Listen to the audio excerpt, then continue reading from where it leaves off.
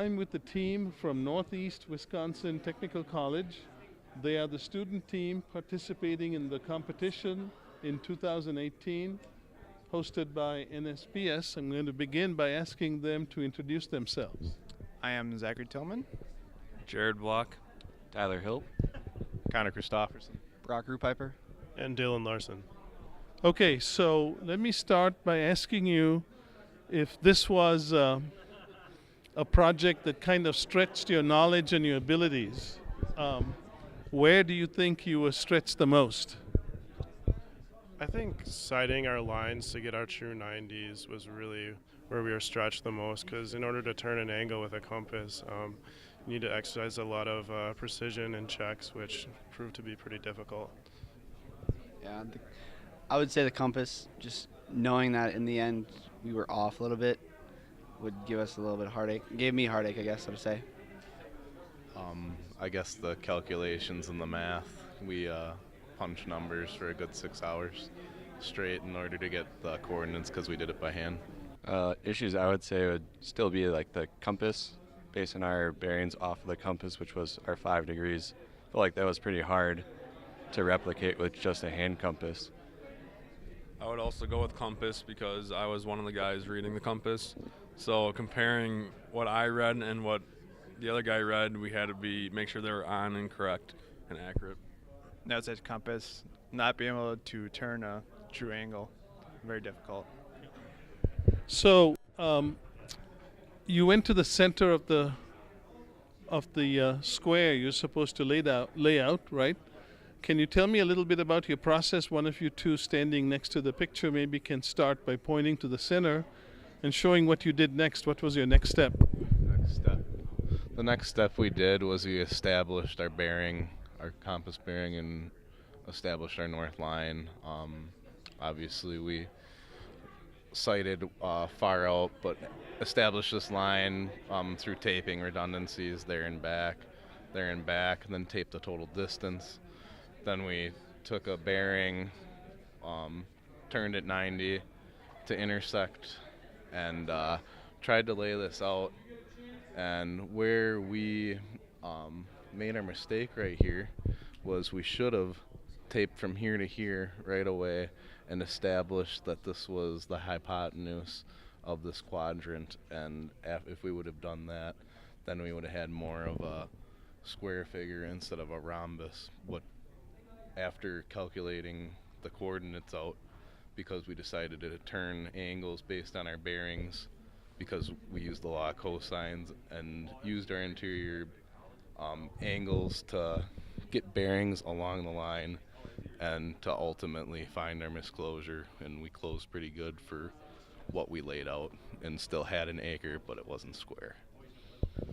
So once you got your square laid out, you had to do your topo, right? So how did you do your topo?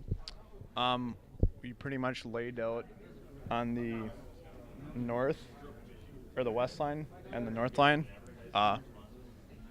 Actually all lines, right? Correct? Yep, all lines. We had our lath that we pounded every 20 feet. So So your grid was 25 foot. 20 feet. So we had a lath every 20 feet. And we used everybody. 2 guys lining the rodman in, then a guy on the instrument, a guy recording. We also had 2 rod men, so we were leapfrogging every time. So you were actually speeding the process up by Yep. alternating between rods? Yep. One instrument observer. Okay, Mhm. got it. So tell me a little bit about how you took care of any features on the site. Did the grid cover all the features on the site, or did you have to go in and pick up additional points that were not on the grid? So we had a few washouts on our site that we didn't feel the grid really captured them accurately, so we did decide to shoot the top and bottom of the bank of these washouts and taped off for those just to represent those adequately. So when it came to those extra points on the washouts and so forth, how did you locate them? Typically we had people off to the sides lining us in, and they could have their tape strung out this way, and they gave us a measurement how far we were between, say we're in the middle, so we'd be at 10 feet, and then somebody else would have a tape up here telling us how far we are that way. Okay, so you were kind of estimating by eye to the nearest foot or two for your position. Correct. So, in terms of this being a surveying service project, did you learn anything? And what do you think the most interesting aspect or the most challenging part was? Yeah, we learned it was very difficult surveying out here from what we're used to. It's nice to know what surveying came from, the old steel tapes and stuff, so it makes you appreciate all the equipment we got, and we understand why the original sections are not square of layout. I would have to say what we learned was for taking measurements to make sure you check the measurements, do them more than once, do them twice, do them 3 times, whatever it takes to make sure you're accurate. And yeah, I would have to, after doing this, we learned that what we have nowadays, all the technology and whatever it is, I mean, it's way different than how they did it back then. For me, I think it's pretty amazing how close they actually could get with the older equipment. I feel like I learned that we need to do more checks earlier on for more accuracy than we did. Also, definitely appreciate the equipment we have now compared to what we were given for this project. Nothing like taking away your toys to realize what you have, right? That's right. Along the same lines, just what you can actually do with primitive equipment is pretty cool. Yeah, and with coming in without practicing with the compass and seeing what we came with, I feel pretty good with it. I mean, we've used it in class, but we didn't practice before we came, especially on that. You could get two parallel lines.